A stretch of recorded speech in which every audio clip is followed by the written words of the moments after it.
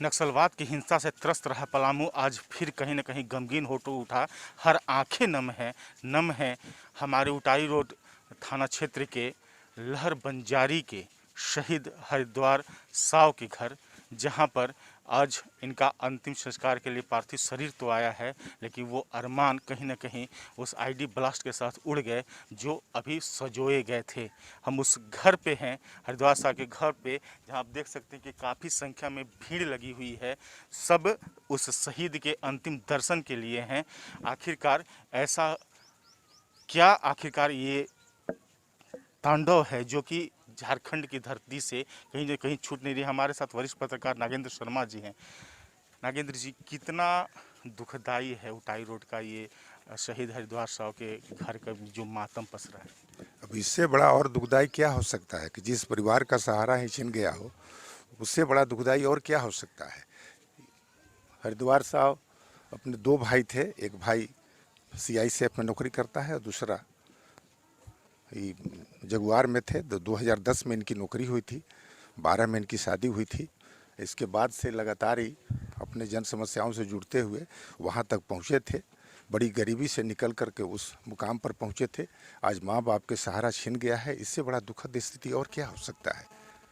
कहीं न कहीं यहाँ के युवा भी कहीं न कहीं एक समय में यहाँ पर या पुराना जो इतिहास रहा है वो इससे जुड़ा रहा है नक्सलवाद से। ऐसे में यहाँ का युवा 2010 में निकलना वो कितना, चूँकि इस बात के जिक्र कोई नहीं करता है कि इन इलाकों में मुख्य धारा से जोड़ने वाला यही युवा थे। जी, बात इस तरह की है कि शुरुआती दौर से नक्सलवाद के ग्रिप में रहा है यह क्षेत्र, लेकिन युवाओं का वह आदर्श नहीं रहा है कि हम नक्सली बने। इस क्षेत्र से निकल करके कुछ करने की तमन्ना थी, इसलिए उस मुकाम पर पहुंचे हैं। चाईबासा यानी कि पश्चिम सिंहभूम जिले के टोलको थाना क्षेत्र में घटना घटी। लगातार चाईबासा में तमाम पुलिस प्रशासन के द्वारा ये कार्रवाई करते हैं। लगातार खबरें आ रही हैं, वहाँ पर लगातार आईडी बम पाए जा रहे हैं, उन्हें डिफ्यूज करने की खबरें आ रही है। लेकिन ऐसे में कहीं ना कहीं जो पलामू के लाल शहीद हरिद्वार साहब के इस शहादत ने कहीं ना कहीं फिर से पलामू के उस जख्म को तरोताज़ा कर दिया है, जिससे लगातार पलामू जूझता रहा है और हर बार कहीं ना कहीं आंखें नम होती रही हैं। लेकिन हमारे साथ कई लोग हैं। कितना आप यहीं के रहने वाले हैं? यहाँ के नहीं है। यहाँ के रहने वाले आप लोग? कोई कैसे थे हरिद्वार? हरिद्वार ठीक था लड़का, दोनों भाई है।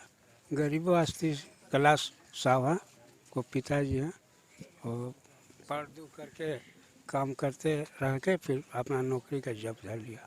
कितना दुख है। बहुत दुख था सर, हम लोग का बहुत दुख हुआ। जवान शहीद हो गया, क्या करे। क्या उम्मीद करते हैं, सरकार से क्या मांगते हैं, नक्सलवाद को कैसे मिटाया जाए? सरकार से जो बनता है वो मांगेंगे, जो मांग करके जो पूरा होगा वही। कितना युवाओं में गुस्सा लगता है कि इस तरह से शहादत पाते हैं हमारे घर के लोग। बहुत हमारे जैसे युवाओं में बहुत गुस्सा है। मतलब ऐसा लग रहा है कि इसको इतनी दुख है हम लोगों की आंखों में, हमारे अंदर, कि हम शब्दों में बयान नहीं कर सकते हैं। हम सरकार से ही चाहते हैं कि नक्सलवाद को अपने तरीके से ख़त्म करे, तभी जाकर के हम लोग सुरक्षित रह पाएंगे। कितना दुख लगता है चाचा? बहुत बड़ा कष्ट है सर।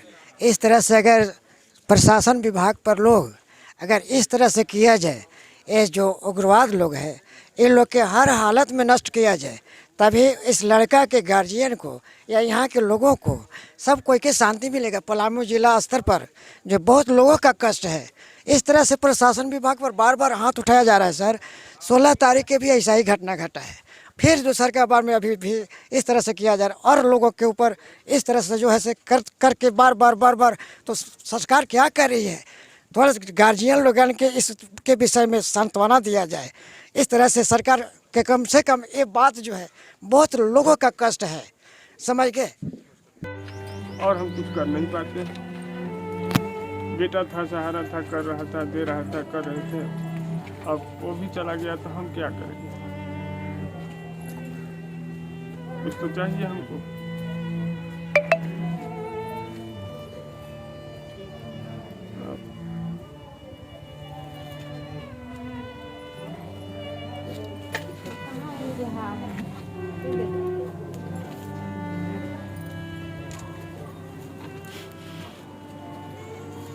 कहीं ना कहीं अब लाल आतंक चाहे कितना भी सर उठाने की कोशिश करे, लेकिन झारखंड की पुलिस जरूर इनके फन को कुचलने की दिशा में बढ़ेगी और लगातार बढ़ेगी, और जिसका परिणाम है कि हम अपने लाल को तो जरूर खोते हैं, लेकिन अब उस दिशा में सरकार की ओर को बढ़ना होगा जहां से इन आतंक को खत्म करने की जाए।